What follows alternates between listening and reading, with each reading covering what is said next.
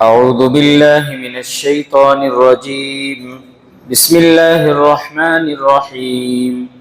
إذا زلزلت الأرض زلزالها وأخرجت الأرض أثقالها وقال الإنسان ما لها يومئذ تحدث أخبارها بأن ربك أوحى لها يومئذ يصدر الناس أشتاتا ليروا أعمالهم فمن يعمل مثقال ذرة خيرا يره ومن يعمل مثقال ذرة شرا يره صدق اللہ العظیم.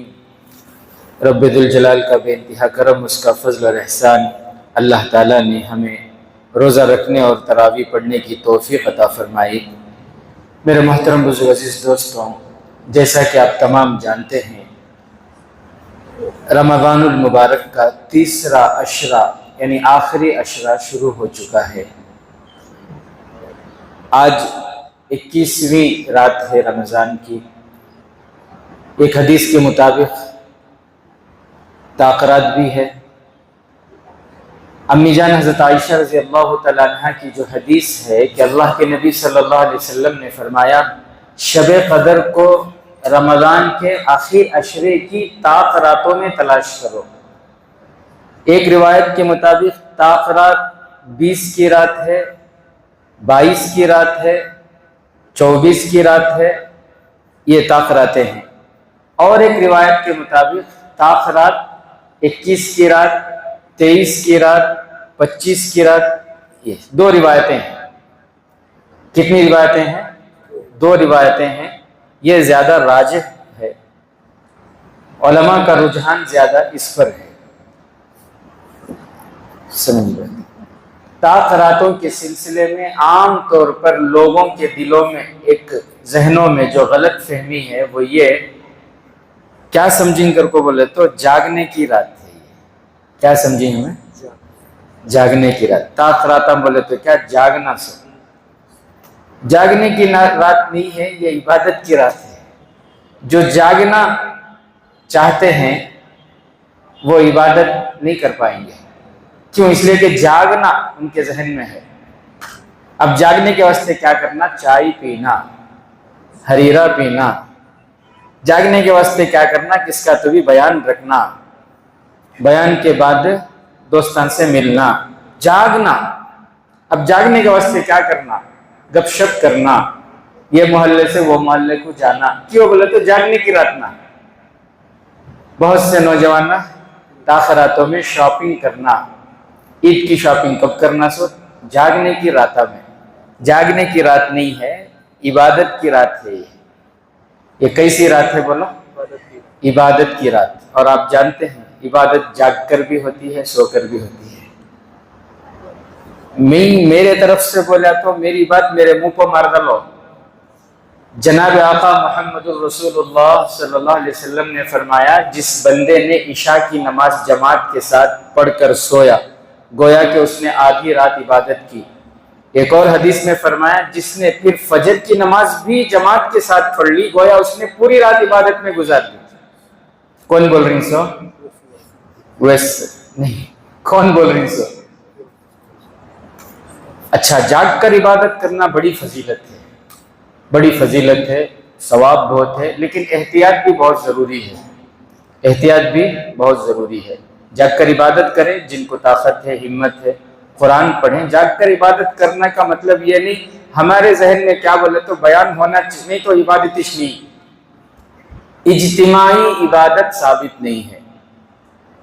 اجتماعی عبادت ثابت نہیں ہے. اپنے ذہنوں کو ذرا کشادہ رکھیں، اپنے ذہنوں کو وسیع رکھیں، دل کو بڑا رکھیں.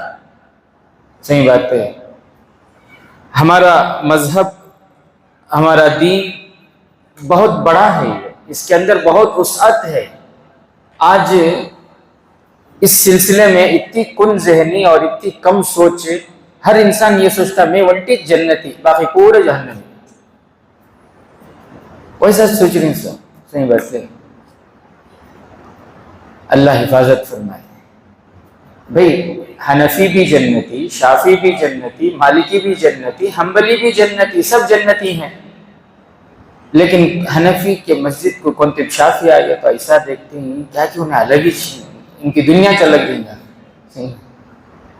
جس طرح جنت کے حقدار آپ حنفی ہیں، اسی طرح جنت کے حقدار شافی بھی ہیں، اسی طرح، لیکن ہمارے ذہنوں میں آ رہا کہ کو ہو میں ونٹس صحیح، اس کے واسطے نام ایک عجیب نظر سے دیکھ رہی سو ان کو،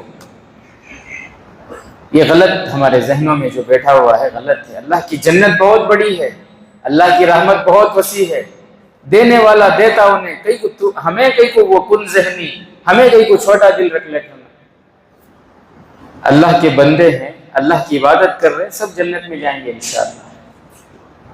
تو آج ہمارے محلے میں ویوی لیاؤٹ میں کون کون اعتکاف میں بیٹھے؟ عشرے کے اعتکاف میں ہمارے مظہر چچا ہیں اور مدثر بھی ہیں، اور کون بیٹھا ہے جی؟ ہمارے ماشاءاللہ الحاج خلیل احمد صاحب، ہر بار کی طرح اس بار بھی تینوں پورے محلے کی طرف سے ماشاءاللہ، اللہ تعالیٰ آپ تینوں کی صحت میں اللہ برکتیں نصیب فرمائے، اللہ آپ کے گھروں میں برکتیں نصیب فرمائے، زندگیوں میں برکتیں نصیب فرمائے۔ پورے محلے کی طرف سے 10 دن کے واسطے ہماری مسجد میں اعتکاف میں تینوں بزرگ بیٹھے ہوئے ہیں، اللہ تعالیٰ خوب اس کا دونوں جہاں میں بہترین بدلہ نصیب فرمائے۔ اور بھی ساتھیوں سے گزارش ہے جب بھی آپ کو موقع ہو بیٹھیں، ایک دن نہ صحیح 2 نمازوں کے درمیان کا وقت بھی اگر آپ کو موقع ہوتا ہے تو بیٹھنے کی ضرور کوشش کریں۔ بہرحال میں یہ کہہ رہا تھا کہ آج کی رات کون سی رات ہے؟ جاگنے کی ہرگز بولو نہ، عبادت کی رات۔ کون سی رات ہے؟ عبادت کی رات۔ عبادت کی رات کر کو ذہن میں بٹھا لیے تو اب مسجد کھلی رہتی ہے، الحمدللہ عبادت کرنا، مسجد کھلی ہے، آئیں بیٹھیں قرآن پڑھیں۔ اور رات کی عبادت میں سب سے بہترین عبادت کیا ہے؟ قیام اللیل، کھڑے ہو کر نماز پڑھنا اللہ کے سامنے، یہ بہترین عبادت ہے۔ نہیں حضرت بیان بہترین عبادت، ہمارے نزدیک کیا بولو؟ بیان نہیں تو ہمیں ذمہ داروں کو چھوڑتے نہیں، محلے مسجد کو چھوڑتے نہیں، کسی چھوڑتے نہیں، نو ایک ولنٹی آگی سے پورے منڈیا میں کیا کی چل رہا ہے، انوش کیا کی بول رہی نہیں، الحمدللہ ویسا نہیں ہے۔ ہمارے محلے میں سب بھی پڑھے لکھے ہیں، سمجھدار ہیں، سب سمجھتے ہیں شریعت کے مزاج کو، کر رہی ہیں۔ اب جو لوگ جاگ کر رہی ہیں، اب ان کے واسطے ہمیں دعا کرنا، اللہ ان کی عبادتوں کو بھی قبول فرمائے، ہے نہیں؟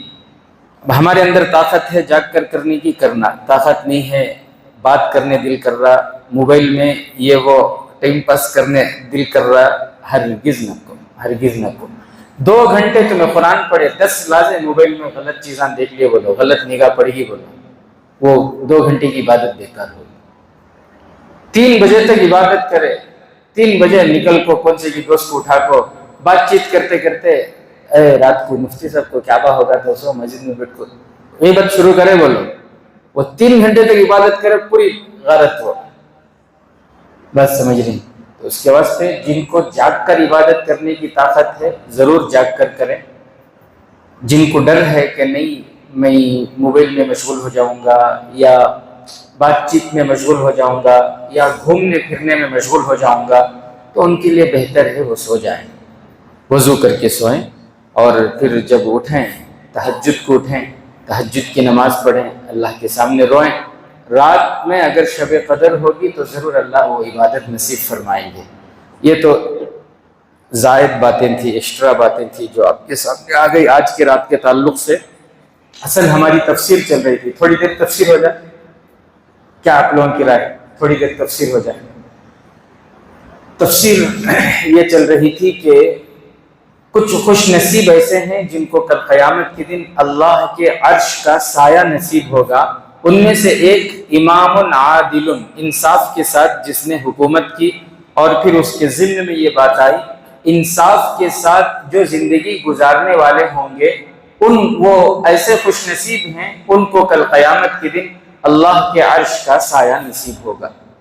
انصاف کے ساتھ زندگی گزارنے والوں کی کئی مثالیں میں نے آپ کے سامنے رکھی۔ حضرت عبداللہ ابن رواحہ رضی اللہ تعالیٰ عنہ ایک صحابی ہیں، اللہ کے نبی صلی اللہ علیہ وسلم ان کو جزیہ وصول کرنے کے لیے متعین کیے تھے۔ جزیہ کسے بولتے ہیں یہ سمجھنا بھی ضروری ہے۔ اسلامی جو دارالحکومت ہے، اسلامی دارالحکومت میں جو غیر ایمان والے رہتے ہیں ان سے اسلامی حکومت ان کے جان کی، ان کے مال کی، ان کے عزت آبرو کی حفاظت کے لیے کچھ رقم وصول کرتی ہے، کچھ پیسے ان سے لیتی ہیں۔ یہ ہر ملک کا اپنا اپنا قانون ہے، پوری دنیا میں جتنے بھی ممالک ہیں ہر ملک کا الگ الگ اپنا اپنا قانون ہے کہ ان کے ملک میں جا کر اگر آپ رہنا چاہیں تو پھر کچھ پروسیس ہوتے ہیں، کچھ پیسے وغیرہ جو ہے وہ پے کرنا پڑتا ہے، اور پھر آپ وہ حکومت کی ذمہ داری میں آ جاتے ہیں، آپ کی جان کی بھی وہ حفاظت کریں گے، آپ کے مال کی ان کے ذمے میں۔ تو اس طرح وہ جو جس کو ٹیکس کہتے ہیں اسی کو جزیہ کہتے ہیں۔ تو جزیہ وصول کرنے کے لیے حضرت عبداللہ بن رواحہ رضی اللہ تعالیٰ عنہ کو اللہ کے نبی صلی اللہ علیہ وسلم متعین کیے تھے۔ خیبر جو کہ مدینے کے قریب ہے، خیبر میں یہود رہتے تھے، ان سے ٹیکس جزیہ لینے کے لیے اللہ کے نبی صلی اللہ علیہ وسلم حضرت عبداللہ بن رواحہ رضی اللہ تعالیٰ عنہ کو بھیجے۔ حضرت عبداللہ بن رواحہ رضی اللہ تعالیٰ عنہ گئے یہودیوں کے پاس اور جا کر ان کا جو جزیہ بنتا تھا، تو یہودی ان کے پاس آئے اور آ کر ان کو کچھ رقم دی۔ حضرت عبداللہ بن رواحہ کو کچھ رقم دیا اور رقم دے کر کہا یہ آپ اپنے لیے رکھ لیں، ہمارے ٹیکس میں ہمارا جو جزیہ ہے اس میں کچھ کم کر دیں۔ کیا کہا؟ ہمارے جو جزیہ ہے اس میں کچھ کم کر دیں۔ تو حضرت عبداللہ بن رواحہ رضی اللہ تعالیٰ عنہ نے فرمایا تو حرام ہے، کیا یہ رشوت ہے؟ یہ تو حرام ہے۔ اور پھر حضرت عبداللہ بن رواحہ رضی اللہ تعالیٰ عنہ نے فرمایا یہ کیا ہے؟ یہ تو کچھ بھی نہیں ہے، اگر تم پوری دنیا کی دولت بھی رشوت کے طور پر مجھے دو تو تب بھی میں نہیں لوں گا۔ کیوں؟ اس لیے کہ جنہوں نے مجھے بھیجا ہے پوری دنیا میں سب سے زیادہ میں ان سے محبت کرتا ہوں، وہ میرے محبوب ہیں، میں ان کے حکم کی مخالفت نہیں کر سکتا، مجھے یہ رشوت منظور نہیں ہے۔ اور جب انہوں نے لینے سے انکار کر دیا تب یہودی کہنے لگے یہ زمین اور یہ آسمان جو قائم ہے تمہارے اسی عدل کی وجہ سے، انصاف کی وجہ سے قائم ہے۔ پوری دنیا کا جو نظام چل رہا ہے تم ایمان والوں کے انصاف کی وجہ سے ہی پوری دنیا کا نظام چل رہا ہے۔ پھر حضرت عبداللہ بن رواحہ رضی اللہ تعالیٰ عنہ نے جو اصول جتنا ان کا جزیہ بنتا تھا اتنا ان سے وصول کیے اور پھر وہ لا کر جناب آقا محمد الرسول اللہ صلی اللہ علیہ وسلم کی خدمت میں پیش کیے، یعنی بیت المال میں جمع کر دیے۔ میرے عزیز ساتھیوں، ناانصافی ایک ایسا گناہ ہے، اب بھی انسان کر کو نہیں، کرنے کا ارادہ ہے تب بھی چسکے نحوستیں شروع ہو جاتی، اب بھی دھوکہ دے کو نہیں لیکن ارادہ ہے دل میں، صحیح بات ہے، اب بھی جھوٹ بول کو نہیں لیکن دل میں ارادہ ہے، اب بھی چھوٹے بھائی کی بھانجی کی کس کی زمین میں قبضہ کر کو نہیں لیکن دل میں ارادہ ہے۔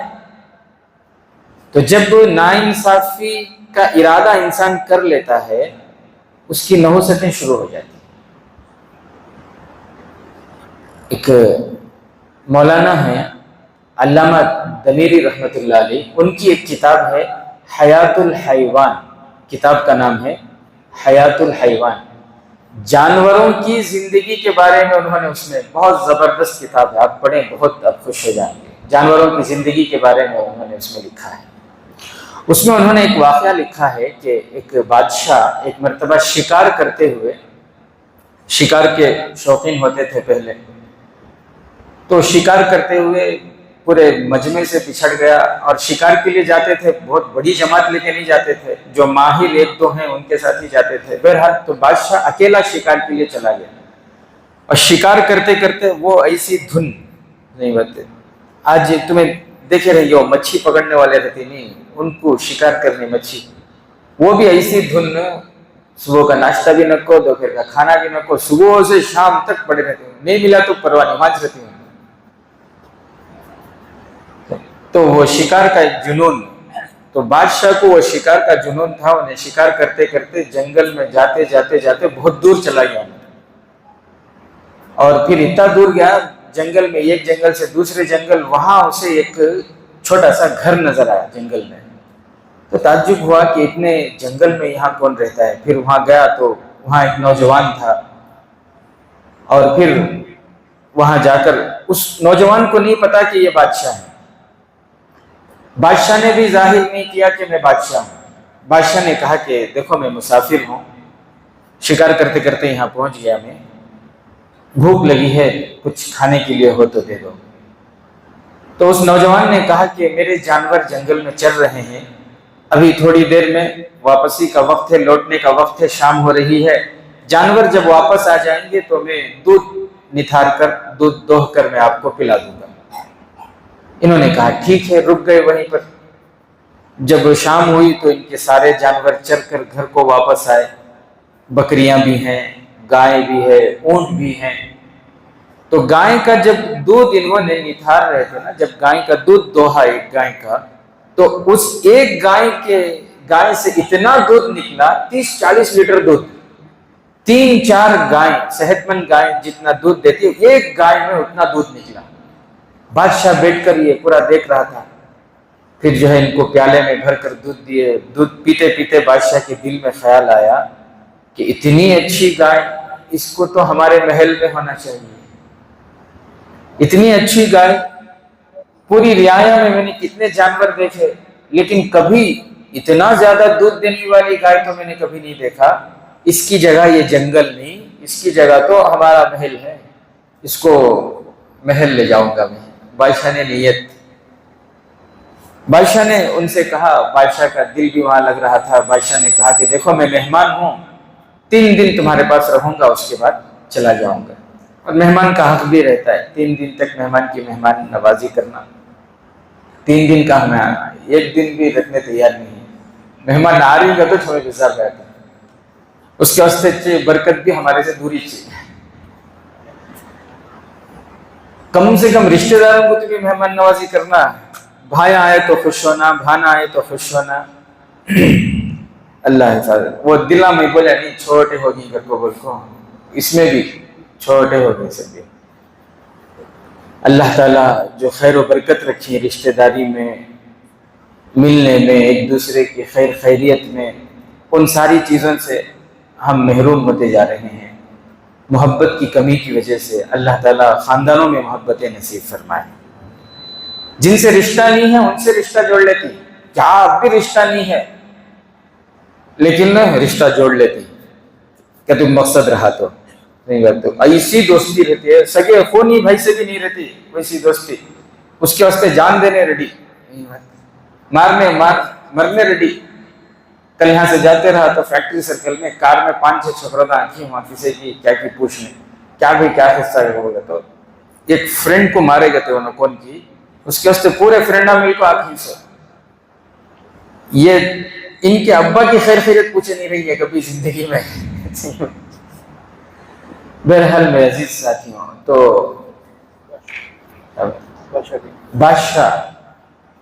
बादशाह कहाँ तक बात चल रही थी? अच्छा, बादशाह जो दूध पीते पीते फिर बादशाह के दिल में ख्याल आया कि इसका महल तो हमारे, इसकी जगह तो हमारे महल में होना चाहिए। ये गाय की नीयत बदल गई बादशाह की। दूसरे दिन क्या हुआ, फिर दूध, वो गाय जब आई, जानवर आ गए, तो फिर दूध उन्होंने जैसे ही दोहा, दूध निथारा, तो बिल्कुल कम निकला दूध। जैसे मामूली एक गाय दूध देती है उतना ही निकला। बादशाह को बड़ा ताज्जुब हुआ, अरे यही गायें, कल भी यही गाय थी, कल तो इतना ज्यादा दूध निकला और आज इतना कम क्यों, क्या हुआ, आज चारा नहीं मिला क्या गायों को? जब बादशाह ने पूछा तो उस नौजवान ने, हालांकि वो जानता नहीं था, उसको इतना ही मालूम कि ये मुसाफिर है, उसने ऐसे ही कहा कि लगता है हमारे रियाया के जो बादशाह हैं उन्होंने नाइंसाफी का इरादा किया है। उन्होंने नाइंसाफी का इरादा किया है, जिसकी वजह से मेरे गाय के दूध में जो बरकत थी वो खत्म हो गई। अब इसको तो मालूम है कि मैं बादशाह हूँ और मैंने वाकई जो ये बात कह रहा है वो सही है। फौरन इन्होंने तौबा की, अल्लाह अकबर, اللہ ہمیں بھی اپنے غلطیوں کی ایسی اصلاح کی توفیق نصیب فرمائے. ورنہ کل شادی میں انہوں نے بولا نہیں، میں ولیمے کی دعوت میں ذرا پردہ کرو تو کیا بول رہی ہیں، کھانا کا تو کھو کنا نہیں تو جو کنا. کیا مسجد کا ممبر یہ ہے، یہاں آپ نصیحتیں کر رہی سو ایسے باتیں خوش ہونا نہیں. کیا غلطی ہو گئی تھی ماشاءاللہ یاد دلائے، شکریہ اگر کو بولنا نہیں. ہم نہ وہ مفتی صاحب کو بھگانے ریڈی ہیں. بہرحال میرے عزیز صاحب، اس کے واسطے میں جاتا ہی نہیں، کام بھی بہت کم جاتا ہوں سب، کام بھی مجبور بہت زیادہ زبردستی کرے تو بہت مجبور ہو کو جاتا ہوں سب، ورنہ اللہ کے فضل سے بچنے کی کوشش کرتا ہوں. بہرحال میرے عزیز ساتھیوں، تو بادشاہ کو سمجھ میں آیا. بادشاہ نے فوراً اپنی نیت درست کر لی. اللہ یہ غریب میں جو سوچ رہا تھا کہیں لے کو جانا، یہ اس کے اوپر ظلم، انشاءاللہ میں ظلم نہیں کرتا، ان کی گئی ان کو مبارک ہو. بادشاہ نیت اپنی درست کر لیے. تیسرے دن جب پھر گایا چر کر آئے، پھر دودھ انہوں نے دوہا، دودھ جب انہوں نے نتھارا تو پھر جیسے پہلے دن 30-40 لیٹر دودھ آیا، اسی طرح بہت زیادہ دودھ اس گائیوں میں سے جو آیا. تو میرے عزیز ساتھیوں، اس واقعے سے ہمیں یہ نصیحت ملتی ہے کہ دیکھو بادشاہ نے جیسے ہی ظلم کا ارادہ کیا، اس کے ظلم کے ارادے کی نحوست یہ ہوئی کہ برکت ختم ہو گئی، برکتیں ختم ہو گئی. تو جو انسان زندگی میں ناانصافی کے ساتھ زندگی گزار رہے ہوں گے، ان کی زندگیوں میں برکتیں کہاں سے آئیں؟ تو مومن وہ ہوتا ہے جو عدل و انصاف کے ساتھ زندگی گزارتے ہیں. اس لیے ارادے کریں کہ انشاءاللہ ہم عدل و انصاف کے ساتھ زندگی گزاریں گے انشاءاللہ. اللہ سے دعا ہے کہ اللہ تبارک و تعالی ہم تمام کو کہنے سننے سے زیادہ عمل کی توفیق نصیب فرمائے. آمین. وآخر دعوانا الحمدللہ رب العالمین. اور بھی جو لوگ باقی ہیں، مطلب کن کو عرش کا سایہ نصیب ہوگا، انشاءاللہ کل وہ آپ کے سامنے بیان کیا جائے گا.